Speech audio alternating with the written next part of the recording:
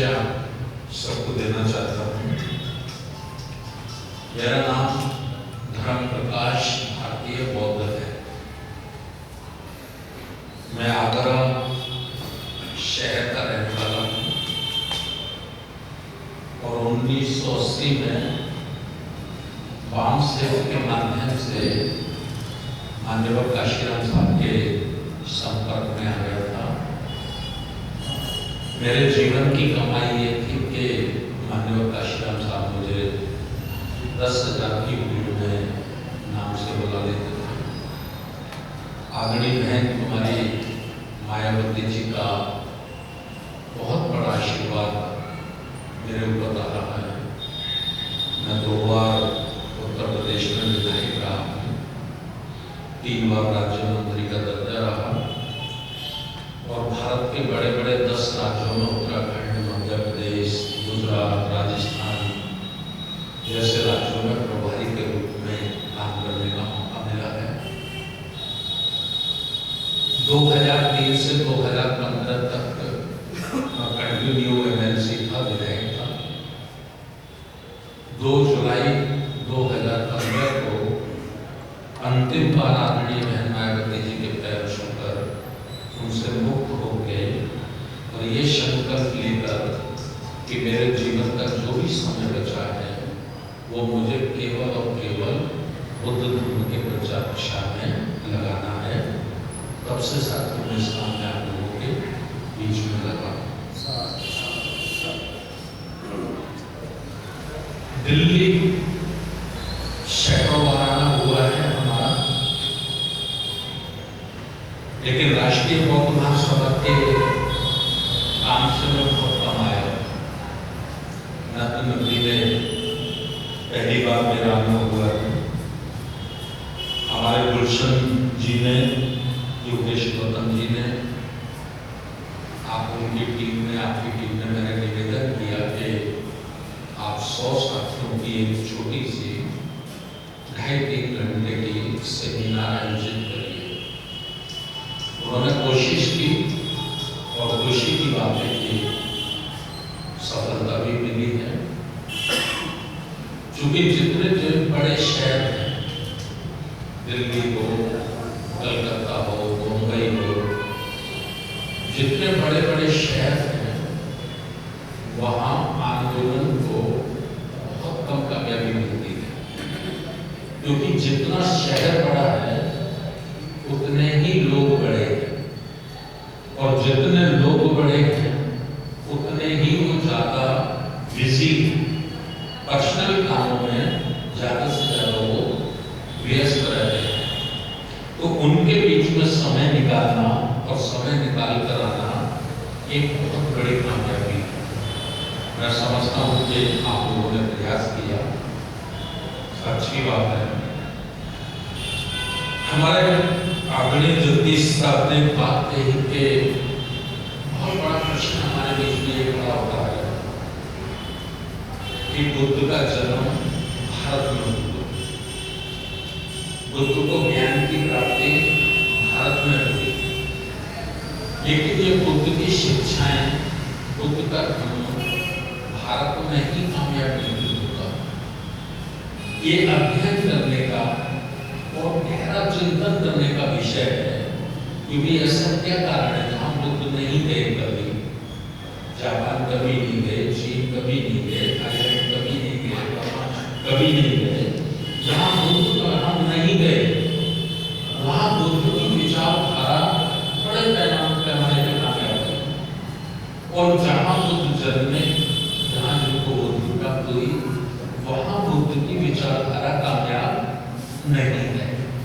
तो ये विषय चिंतन करने का है, अध्ययन करने का है। ये विषय हमें राजनीतिक जीवन के साथ साथ जब जब समय मिला तो हमने इस ओर भी चिंतन किया, क्योंकि मेरी बचपन से ही लगन धर्म के प्रति थी। इसलिए मैं क्षत्रिय राजनीति में रहने के बाद जब जब मौका मिलता था तो मैं धर्म की संगतियों को भी छोड़ता नहीं था। पीछे की लाइन में बैठकर जरूर अपनों से, बड़ों से कुछ ना कुछ सीखने की कोशिश करता इस नतीजे पर पहुंचा कि बुद्ध की विचारधारा को सही मायने पर बुद्ध धर्म के जो प्रचारक हैं वो इस देश की जनता के बीच में रख नहीं पाए। मैं इस नतीजे पर पहुंचा। ऐसे नहीं रखा है जैसे हम कहते हैं कि बुद्ध को बोधि प्राप्त हुई, अर्थात ज्ञान प्राप्त हुआ। हमारे भिक्षु भी कहते हैं, हमारे धर्माचार्य भी कहते हैं, हमारे उपासक भी कहते हैं, लेकिन 140 करोड़ की इस देश की आबादी है। हम 140 करोड़ लोगों के बीच में आज तक ये स्पष्ट नहीं कर पाए कि बुद्ध को कौन सी बोधि प्राप्त हुई। हमारे कुछ आचार्य उसका वर्णन पाली भाषा में कर देते हैं, क्योंकि उनके सारे शब्द पाली में, तो कुछ पाली में कर देते हैं तो उपासक लोगों को वो समझ में नहीं आता। तो बुद्ध को बोधि क्या प्राप्त हुई ये हमें सोचना। बुद्ध जब बुद्ध बनने से पहले राजकुमार थे, बचपन से ही उनके मन में दया थी, बचपन से ही वो अन्याय, अत्याचार, जुर्म से पीड़ित रहते थे। एक राजा का बेटा होकर भी वो सदैव दुखी रहते थे। और जब उनके मन में ये प्रश्न घर करता था कि भाई एक शोषण करता है, एक शोषण सहता है, तो एक व्यक्ति शोषण करता है, एक व्यक्ति शोषण सहता है, इसका कारण क्या है? उस समय के जो बड़े बड़े ऋषि थे, मुनि थे, ज्ञानी थे, वो कहते थे ये सब ईश्वर की कारण होता है, ये सारी व्यवस्था ईश्वर ने बनाई। तो सिद्धार्थ गौतम बुद्ध के मन में ये प्रश्न उठता था कि भाई एक को ये कहा जाता है कि सारी संरचना ईश्वर ने की, सभी ईश्वर की संतान, और फिर एक और ये कहा जाता है कि एक मजबूत दबंगशाही लोग मजदूर निर्मल का शोषण करते हैं। तो ईश्वर ने ये अन्यायपूर्ण व्यवस्था क्यों बनाई? मैं जब तक ईश्वर से मिलकर इसका उत्तर नहीं जान लेता तब तक मेरी जिज्ञासा शांत होने वाली नहीं है। एक घटना हुई उनके राज्य में, रोहिणी नदी को लेके कोली और साधकों के बीच झगड़ा हुआ। उस घटना से वो गृह त्याग करके चले गए, क्योंकि गृह त्याग करने के सिवाय कोई रास्ता नहीं था, ज्यादा समय नहीं देना है मुझे, इसलिए मैं उसे शॉर्टकट कर रहा हूँ। चले गए, और जब सिद्धार्थ गौतम गृह त्याग करके चले गए तो कपिल वस्तु में शाक्यों ने आंदोलन खड़ा कर दिया सेनापति के रूप। जब आंदोलन खड़ा हो गया तो जो युद्ध का निर्णय शाक्य संघ में हुआ था और जैसा सिद्धार्थ चाहते थे वैसा नहीं माना गया, तो सिद्धार्थ के गृह त्याग करके चले जाने के बाद जब शाक्यों में प्रजा में बगावत पैदा हो गई तो उन्हें जो जैसा सिद्धार्थ चाहते थे वैसा प्रस्ताव पारित हुआ और शाक्य और कोलियों का युद्ध स्थगित हो गया, वो टल गया। जब ये खबर 5 परिवारजन सिद्धार्थ गौतम को देते हैं कि सिद्धार्थ, जिस समस्या के कारण आप गृह त्याग करके आए थे वह समस्या आप जैसा चाहते थे उसके अनुसार उसका समाधान हो गया है। अब समाधान हो गया है तो आपका गृह त्याग करने का कोई कारण नहीं है, आप अब लौट कर राजमहल चले जाइए। तो सिद्धार्थ क्या कहते हैं? सिद्धार्थ कहते हैं कि ये सही है, मैंने बड़ी छोटी समस्या के कारण, भाई 2 राज्यों की लड़ाई थी, साथियों की और गोलियों की, मैंने बड़ी छोटी समस्या के कारण गृह त्याग किया था। लेकिन जब मैंने दुनिया में निकलकर देखा है तो आज मेरी समस्या बहुत बड़ी हो गई। वो समस्या तो हल हो गई जिसके लिए मैं घर छोड़कर आया, लेकिन मैंने जो देखा है भेदभाव, अंधविश्वास, ऊंच नीच, वर्ण व्यवस्था, तो आज मेरी समस्या ने बड़ा रूप धारण कर लिया है। और मैं जब तक इसका उत्तर नहीं जान लेता तब तक कपिलवस्तु लौटकर जाना मेरा संभव नहीं। बुद्ध निकले, सिद्धार्थ निकले। किसी ने कहा कि फला गुरु बहुत ज्ञानवान है, उनके पास आपका उत्तर मिल सकता है। तो वो उन गुरु के पास चले गए, उनके पास रहे और जो उन्होंने कहा सिद्धार्थ ने सब कुछ किया। बहुत जल्दी उन्होंने उस गुरु की सारी विद्या को सीख लिया। जब सीख लिया तो गुरु हाथ जोड़कर खड़े हो गए कि सिद्धार्थ, जितना हम जानते थे हमने सब बता दिया, अब इससे आगे तो हमको भी मालूम नहीं। ऐसे करते करते करते करते सिद्धार्थ 8 गुरुओं के पास गए और 8 गुरुओं में भी जो विद्या थी, जो कला थी, वो सब सिद्धार्थ ने सीख ली। और सीखने के बाद सभी गुरु खड़े हो गए कि सिद्धार्थ जितना हम जानते थे हमने सब बता दिया, इससे आगे तो हमको भी मालूम नहीं। तो सिद्धार्थ ने कहा कि मुझे मेरे प्रश्न का उत्तर नहीं मिला, अब मुझे ही इस प्रश्न का उत्तर खोजना होगा। तो बुद्ध गया चले गए और वहां तपोभूमि है, 6 वर्ष तक उन्होंने बहुत बड़ा तप किया। एक दालना चावल का रखकर उन्होंने व्रत किया, सारा उनका शरीर जर्जर हो गया।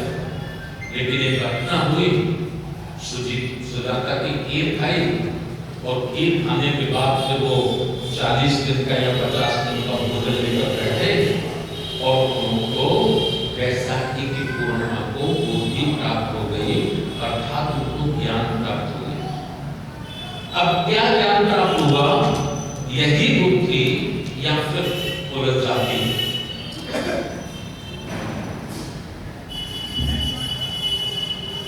एक कहानी से मैं समझाता हूं, 10 सेकंड की है।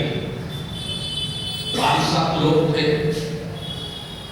नशा किए हुए थे, नशे में थे और उनको इस किनारे से उस किनारे जाना था। तो वो किनारे पे आई नदिया के पर और नावक से बोले, जिसकी नाव थी, कि भाई हमें उस किनारे जाना है। उन्होंने कहा बैठो। वो नाव में बैठ गए और उन्होंने क्या किया, नावक को धक्का मार दिया और खुद ही नाव चलाने लगे। चलाते चलाते चलाते चलाते उनको पूरी रात हो गई।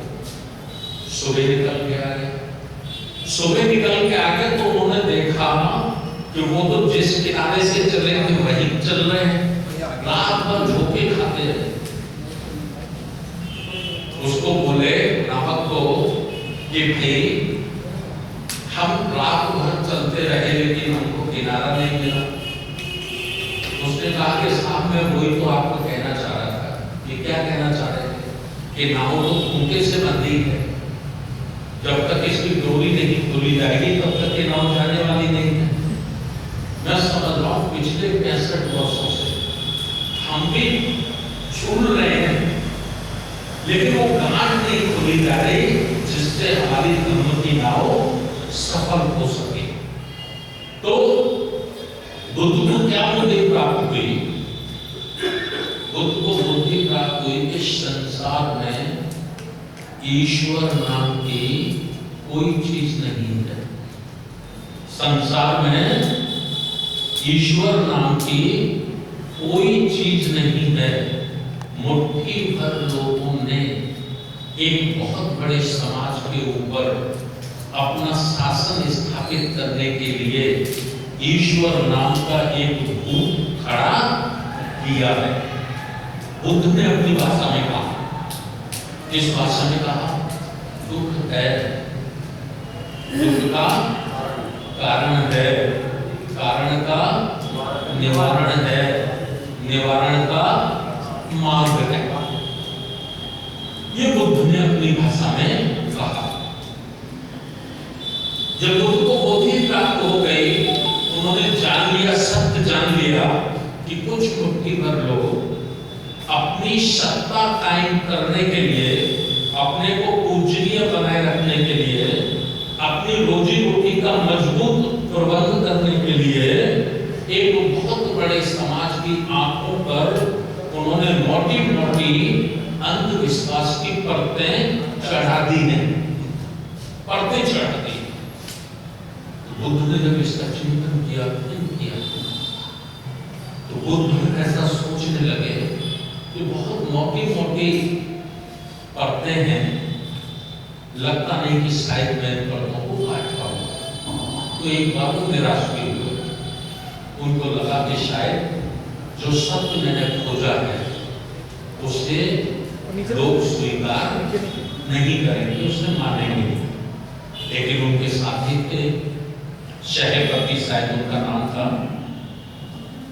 उन्होंने कहा, तथागत, मानव कल्याण का मार्ग जो आपने ढूंढ लिया है बड़ी मुश्किलों से, यदि वो कल्याण का मार्ग आप लोगों तक नहीं दोगे, उनको उपदेश नहीं दोगे, तो आप भी एक बड़ा अन्याय कर रहे हो।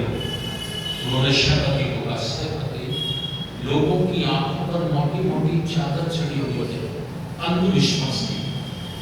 शहपति ने कहा, तथागत, कुछ लोग ऐसे हो सकते हैं कि जिनकी आंखों में चादर पतली, उसे काटा जा सकता है। तो बुद्ध को लगा कि ऐसा काम किया जा सकता है, लेकिन बुद्ध को सबसे पहले ये लगा कि ये काम बहुत बड़ा है, ये काम बहुत बड़ा है। जिन लोगों के विरुद्ध हमको काम करना है, वह लोग कोई मामूली लोग नहीं, कोई छोटे मोटे लोग नहीं, बुद्धिमान लोग। बुद्धिमान होते तो भी कोई बात नहीं थी, बड़े चालाक लोग हैं, चालाक होते तब भी कोई बात नहीं थी, बड़े षड्यंत्रकारी और बेईमान किस्म के लोग हैं। ऐसे लोगों के चंगुल से मानवता को मुक्त करना, उसे आजाद कराना, ये बहुत बड़ा काम है। और ये बहुत बड़ा काम मैं अकेला नहीं कर सकता हूं। तो बुद्ध ने सोचा कि मुझे मेरे जैसे लोग तैयार करने होंगे जो इस बड़े काम को करने में मेरी मदद करेंगे। तो वो लोग कैसे होंगे? बुद्ध ने सबसे पहले कहा कि गृह त्याग। गृह त्याग अर्थात कोई मनुष्य चाहे जितना बुद्धिमान हो, चाहे जितना योग्य हो, यदि वो घर परिवार में है तो उसकी पारिवारिक जिम्मेदारियां उसे अपना काम करने की इजाजत नहीं देती है, वो उसमें उलझा रहता है। तो सबसे पहले उन्होंने, मुझे लगा कुछ भाई इधर ही बैठा हुआ है,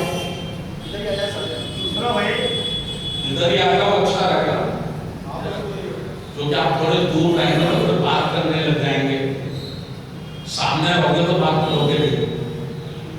तो बुद्ध को ये लगा कि मुझे ऐसे लोग तैयार करने हैं जिनकी चाहत मेरी जैसी, जो मेरा जैसा सोचते हो।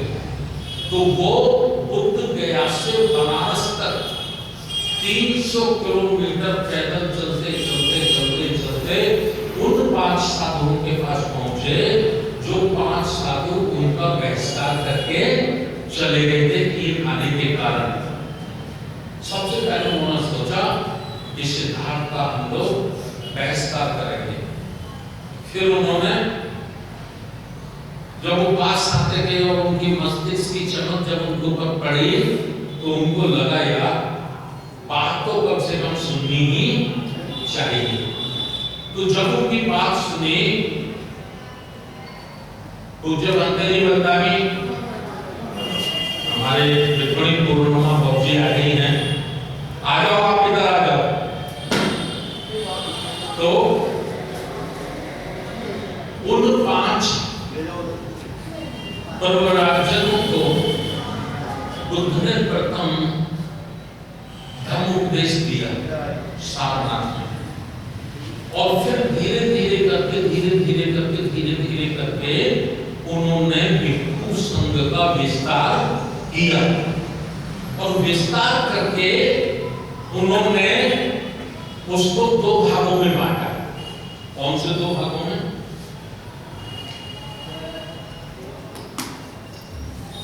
मुझे शुगर और बीपी का प्रॉब्लम है, तो मैं दवाई खाता हूं, गला चुभता है मेरा। एक व्यवस्था थी जिसे हम ब्राह्मण संस्कृति कहते हैं। ब्राह्मण संस्कृति ने सारी मानवता को नष्ट कर दिया। तो उस मानवता को बचाने के लिए बुद्ध ने श्रमण संस्कृति का निर्माण किया।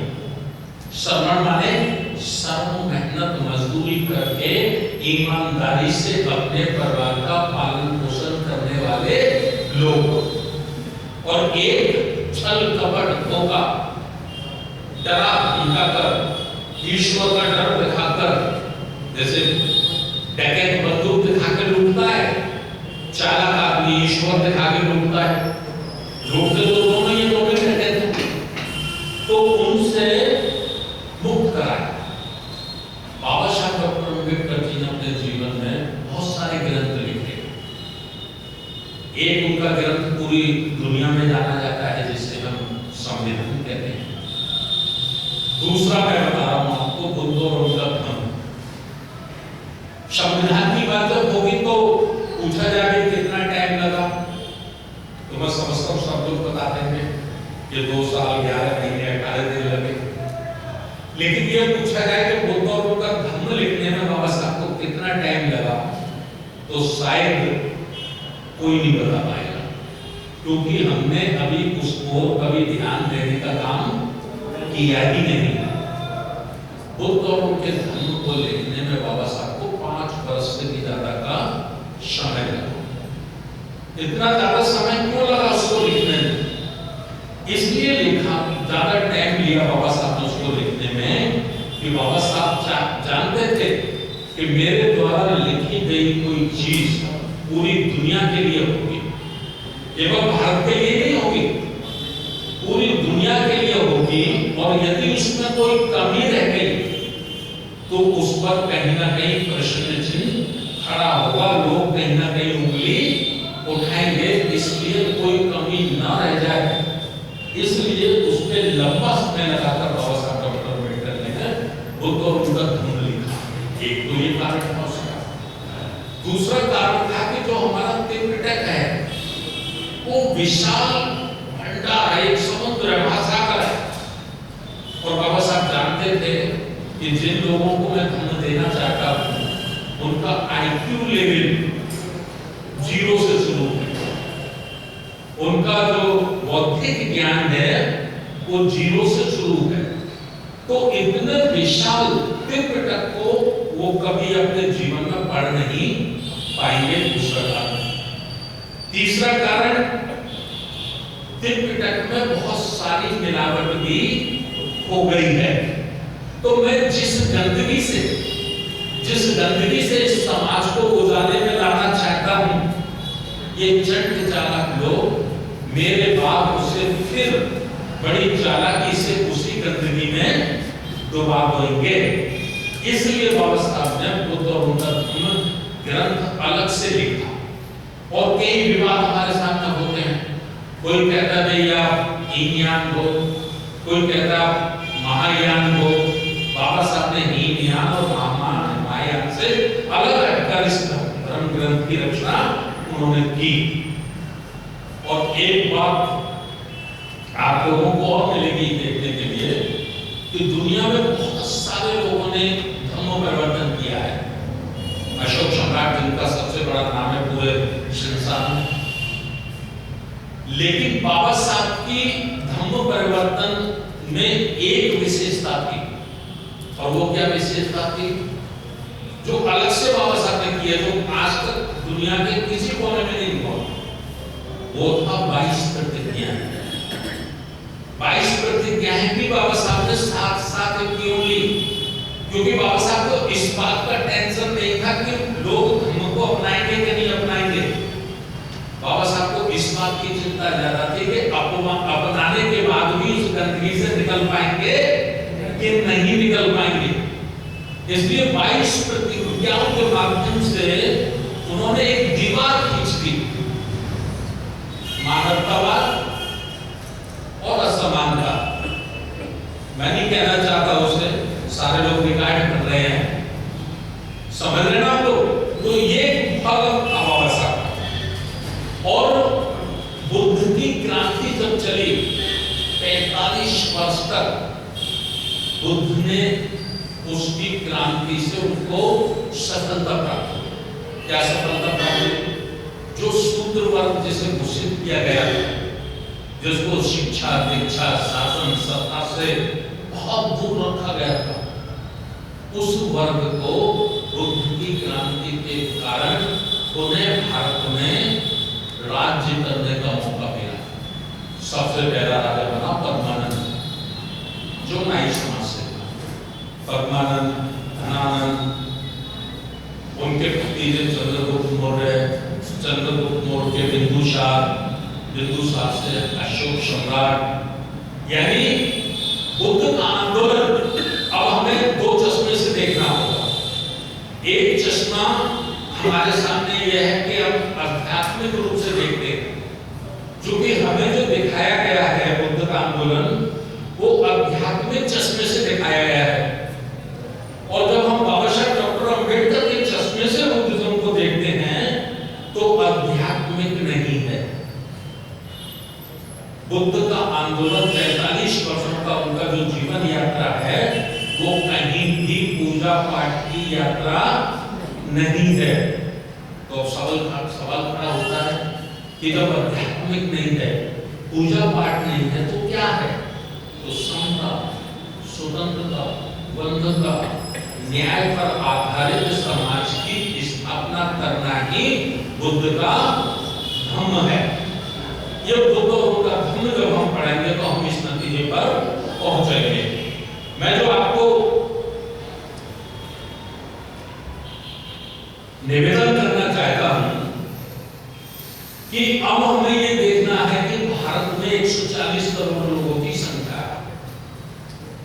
अब 140 करोड़ लोगों में हमें काम कहां से शुरू करना चाहिए? तो हमें कुछ सिलेक्शन करना होगा। अच्छा आर्किटेक्ट जो होता है, वो बिल्डिंग का नक्शा बनाता है तो इंजीनियर को बताता है कि बेटे तुम्हें पहले काम कहां से शुरू करना होगा। क्यों साहब, यही सिस्टम है ना? तो अब हमें पहले काम कहां से शुरू करना होगा, ये हमें इसका हमको विश्लेषण करना है, अध्ययन करना है। तो इस देश का ब्राह्मण बहुत जल्दी बुद्धिज्म को स्वीकार कर लेगा, ये संभव नहीं है। कर लेगा, लेकिन पहले की लाइन में नहीं लगेगा। वो पीछे जब समाज तैयार हो जाएगा तो उसकी लीडरशिप करने के लिए, उसका नेतृत्व करने के लिए उसे जीवन रहने में ज्यादा टाइम नहीं लगेगा। ये उसका इतिहास है, आप उठाकर देख लीजिए। ठीक, मुसलमान बहुत जल्दी बुद्धिज्म को स्वीकार कर ले, ये भी मैं समझता हूं संभव नहीं है। क्योंकि जितना अंधविश्वास ब्राह्मण मानता है, मैं समझता हूं उससे 5 ग्राम ज्यादा मुसलमान मानता है, नहीं कम नहीं मानता। तो हमें कहां से काम शुरू करना चाहिए? तो इसका जब विश्लेषण हमने किया, अध्ययन हमने किया, तो हम इस नतीजे पर पहुंचे कि इस देश का शेड्यूल कास्ट, जिसे दलित कहा जाता है, इस देश का शेड्यूल ट्राइब, जिसे हम आदिवासी कहते हैं, इस देश का ओबीसी, जिसे हम पिछड़ा वर्ग कहते हैं, इन तीनों वर्गों की संख्या लगभग भारत में 100 करोड़ है। 140 करोड़ में से लगभग 100 करोड़ इनकी संख्या है। और मैं बड़े विश्वास के साथ कह सकता कि एसटी के लोग, एसटी के लोग और ओबीसी के लोग, दुनिया का कोई ग्रंथ, दुनिया का कोई शंकराचार्य ये साबित नहीं कर सकता कि ये कभी हिंदू थे, ये कभी हिंदू थे। कोई ग्रंथ इन्हें हिंदू साबित नहीं कर सकता है। ना ये कभी हिंदू थे, ना ये हिंदू हैं, और ना ही कोई इन्हें हिंदू साबित कर सकता। तो बाबा साहब की भाषा में ये क्या है? बाबा साहब की भाषा में है हिंदू धर्म एक षड्यंत्र है, इस देश के मूल निवासियों को गुलाम बनाए रखने की एक साजिश है। ये बाबा साहब के शब्दों में है। तो अब हमें काम क्या करना है? हमें इस देश के एससी, एसटी, ओबीसी, उसको ये नहीं बताना कि आप वो धर्म स्वीकार कर लो,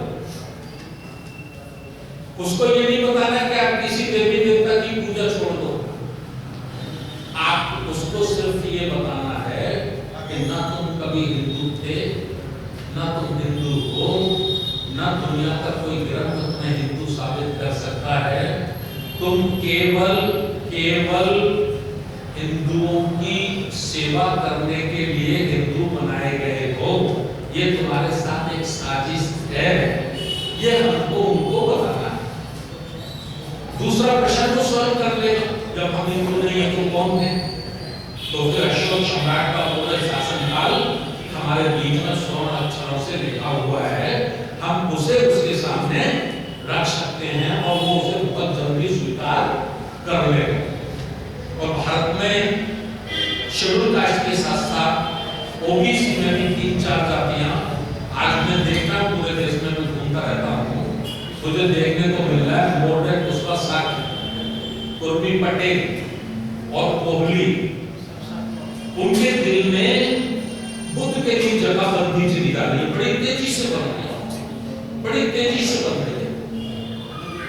उनको लग रहा है कि हमारे पूर्वज यही हैं, बस हमें करना क्या है, उसमें थोड़ा सा और धक्का लगाने की जरूरत है। तो ये काम हम लोगों को करना है। खास बात जो मैं आपसे कहना चाह रहा था,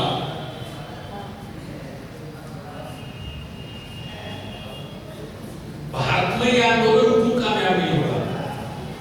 अब प्रश्न खड़ा होता है कि ये कामयाब हो नहीं रहा है या कामयाब होने नहीं दिया जा रहा।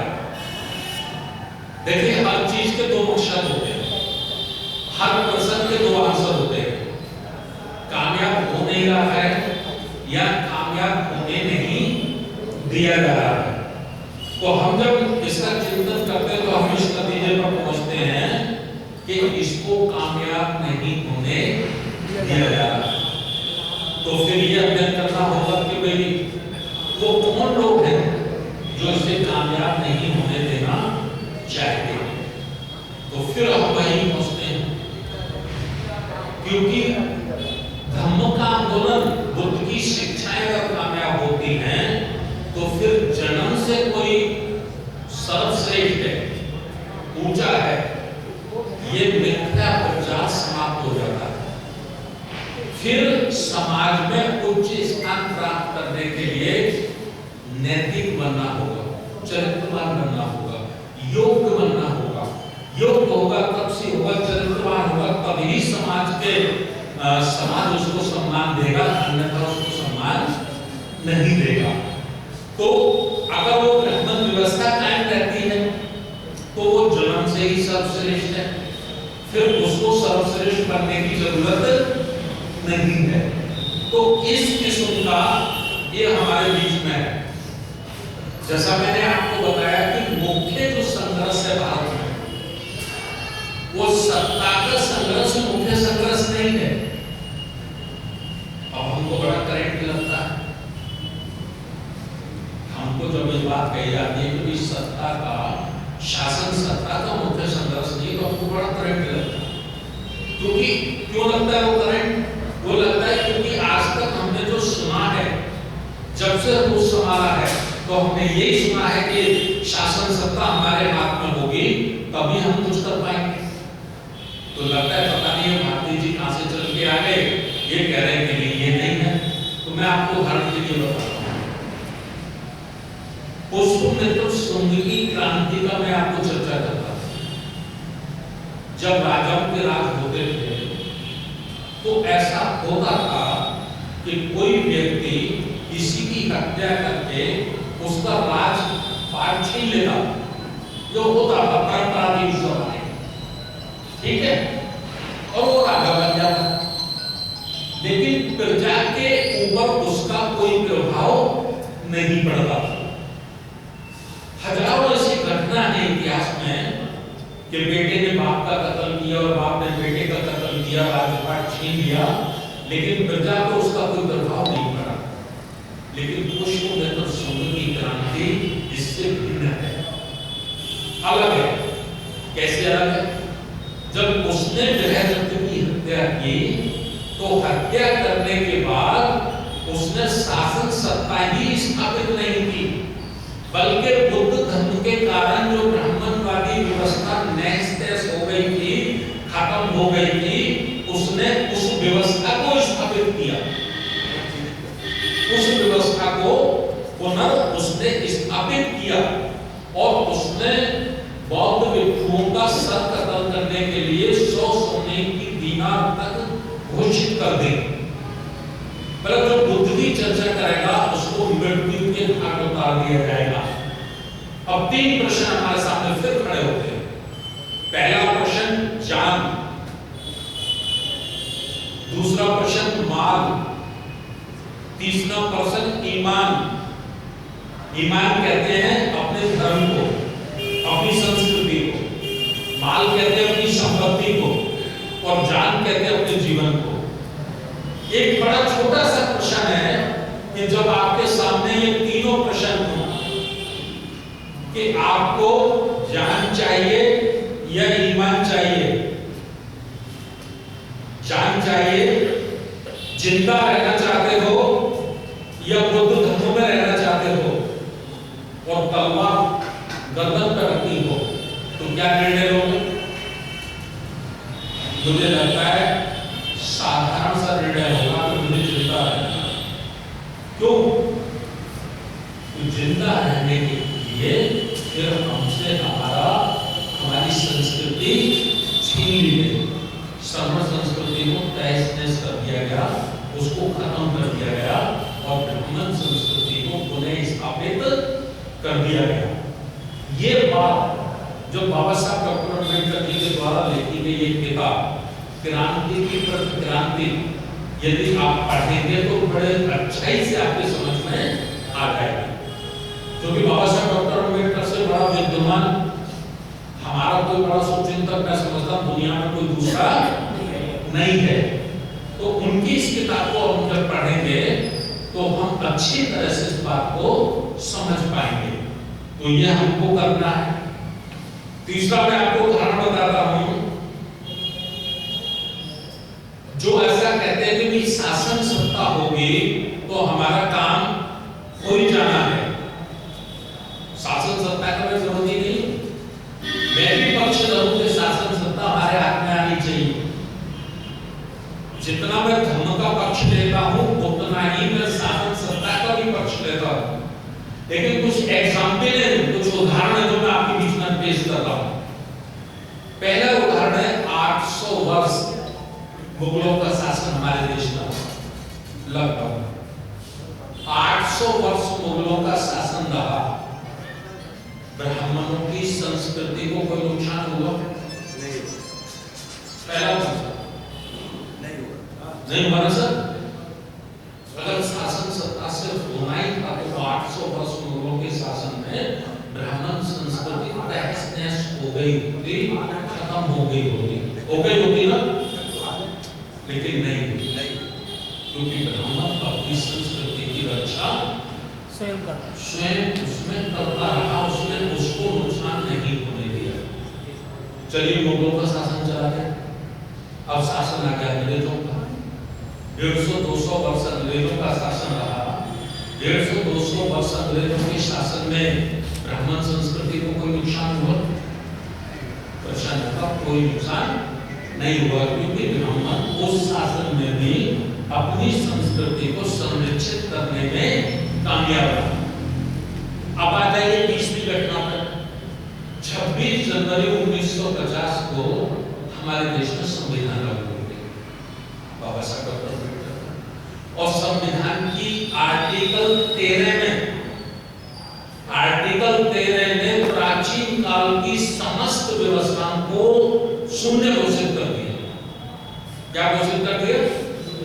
मनुस्मृति भी शून्य घोषित, ब्राह्मण संस्कृति भी शून्य घोषित, परंपराएं भी शून्य घोषित कर देगी कि नहीं? अच्छा बताओ, 72 वर्ष हो गए, उसकी संस्कृति को कानूनन संविधान में बाकायदा शून्य घोषित कर दिया गया है। उसके बाद ब्राह्मण संस्कृति खत्म हो गई तो बढ़ रही है, बढ़ रही है ना?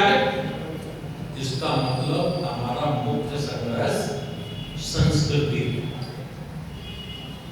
हमारा संघर्ष संस्कृति। बाबा साहब को हमने पढ़ा है, कांशीराम साहब को हमने सुना है, बाबा साहब को हमने पढ़ा है। बाबा साहब ने भी कहा है कि जिस समाज की गैर राजनीतिक जड़ें मजबूत नहीं होंगी, वह समाज लंबे समय तक राज सत्ता में कामयाब नहीं हो सकता। ये बाबा साहब ने कहा, और कांशीराम साहब ने तो हजारों बार कहा है, या बहुत सारे लोग ऐसे होते जिन्होंने सुना है। उत्तर प्रदेश में जब हमारी सरकार बनी और प्रेस पत्रकार ने कांशीराम जी से पूछा कि भाई आपका मिशन तो कामयाब हो गया उत्तर प्रदेश में, तो कांशीराम साहब ने कहा नहीं, मेरा मिशन कामयाब नहीं हुआ। उन्होंने कहा आपकी सरकार बन गई, आप कह रहे कामयाब नहीं हुआ। कांशीराम साहब ने स्पष्ट कहा, सत्ता एक माध्यम है, मकसद नहीं है। सत्ता एक माध्यम है, मकसद नहीं है। तो उन्होंने पूछा मकसद क्या है? कांशीराम साहब ने कहा सामाजिक परिवर्तन, समाज को बदलना हमारा मकसद है। ये बात मैं इसलिए कह रहा हूं आपसे कि आरएसएस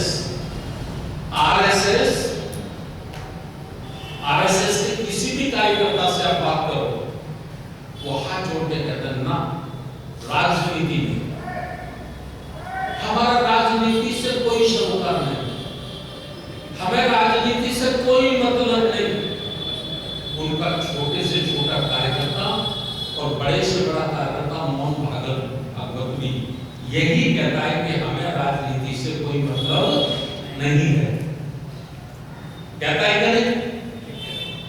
लेकिन मैं गारंटी के साथ कह सकता हूं कि आरएसएस से बड़ा राजनीतिक संगठन कोई दूसरा नहीं है। आरएसएस से बड़ा राजनीतिक संगठन कोई दूसरा नहीं है। जो राजनीतिक नहीं है वही बड़ा राजनीतिक नीति निर्धारण करने की पावर रखता है। जैसे माननीय कांशीराम साहब काम सिर्फ और डीएस को बना के उन्होंने राजनीतिक नीति निर्धारण करने का एक काम पूरे देश में किया।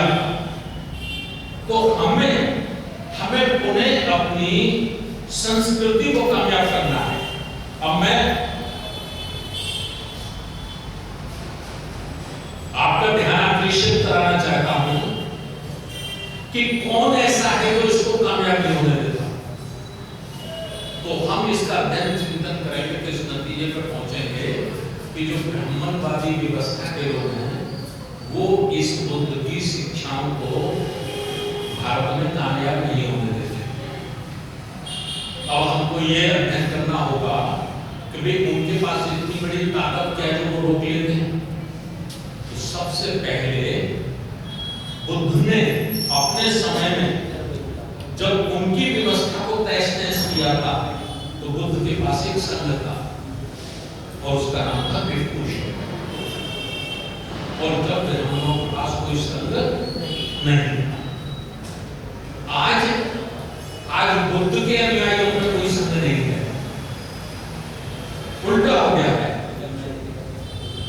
आज ब्राह्मणों का संघ है जिसको हम राष्ट्र राष्ट्रीय स्वयंसेवक संघ के नाम से जानते हैं। और वही नियम चलाए उन्होंने जो बुद्ध के भिक्षु संघ में नियम थे ना, ग्रह क्या सदाचार, राष्ट्रभक्ति का भजन गीत, अल्प भोजन, सादा जीवन, यानी जो बुद्ध की नीतियां थी बहुत सारी, उनको उन्होंने उसमें से चुराने का काम किया है। अब प्रश्न खड़ा होता है कि उस संघ के पास पावर क्या है? मैं आज आपको बता रहा हूं, 2 लाख ब्राह्मण के लड़कों ने अविवाहित रहकर, कुआरा रहकर अपने को आरएसएस को समर्पित किया है हिंदू राष्ट्र की स्थापना करने के लिए। समझ रहे हैं आप लोग? भैया बात मत करिए आपस में, भैया प्लीज दे रहे 2 लाख। दूसरी उनकी ताकत क्या है? तीसरी ताकत है इस देश का media, electronic media, print media, जितना भी लीडिंग मीडिया है 100% उनकी विचारधारा का रातों दिन प्रचार प्रसार करता है। उनकी गली शड़ी व्यवस्था को दोबारा खोलने के लिए लोगों के माइंड को तैयार करता है। चौथी पावर क्या है? पास चौथी पावर है इस देश का उद्योगपति, इस देश का अनिल अंबानी, इस देश का अडानी, इस देश का रतन टाटा अपनी इनकम का 10% भाग संघ को दान देते हैं, उन्हें हमें गुलाम और लाचार बनाने के लिए। ये उनकी चौथी ताकत है। पांचवी ताकत क्या है? पांचवी ताकत है इस देश की समस्त संवैधानिक ताकतों पर अपने लोगों को बिठाना। जितनी भी संवैधानिक ताकत है, जितना भी पावर संविधान ने बाबा साहब ने आपको दिया है, उन सबका अतिक्रमण कर लिया गया है। मैं बड़े आपको जिम्मेदारी के साथ कह रहा हूं। अब हमारे लोग कहते हैं कि भाई सत्ता हमारे हाथ में, मैं कहता हूं बड़ी अच्छी बात, स्वागत है, हम इस लायक हो जाएं। रशियान साहब कहते थे हम अपनी नालायकी को दूर कर लें, लायकी पैदा कर लें, तो हम इस देश के हुक्मरान बन सकते हैं। अच्छी बात है, अच्छी बात है, हम इतनी ताकत पैदा कर लें कि इस देश की सत्ता हमारे हाथ में।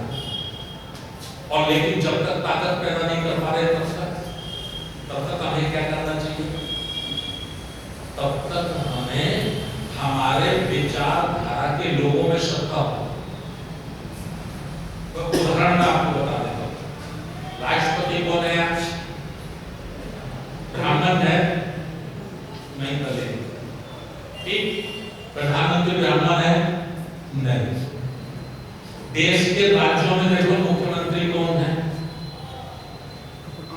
लेकिन सत्ता हुकूमत ब्राह्मण के सीधे हाथ में नहीं है, डायरेक्ट नहीं है, इनडायरेक्ट सारा पावर ब्राह्मण के भी हाथ में है। मोदी जी की हैसियत बहुत भागवत की बात काट दे, बहुत भागवत तो सत्ता में कुछ भी नहीं है ना, एमपी भी नहीं है। मोदी जी की हैसियत तो बहुत भागवत की बात काट दे, नहीं ना। अच्छा, हम सत्ता में सीधे हैं, 131 सांसद शेड्यूल कास्ट और शेड्यूल ट्राइब के बैठे हैं और 200 सांसद ओबीसी के बैठे हैं। 300 से ऊपर सांसद हम सीधे पार्लियामेंट में बैठे हैं, बैठेंगे नहीं। हमारी 300 सांसदों की हैसियत है कि मोदी से हमने कानून पास करा है। बड़े बड़े कड़े सवाल पूछ रहा हूं मैं आपसे, बड़ी जो जीवन की कड़वी सच्चाई है वो आप लोगों के बीच में रखा हूं। जबकि 131 सांसद, चलो ओबीसी के सांसद अभी हम साइड कर रहे हैं, 131 सांसद अगर आज अविश्वास का प्रस्ताव राष्ट्रपति को दे दें तो 5 मिनट में मोदी सरकार गिर जाएगी, नहीं गिर जाएगी? गिर जाएगी ना।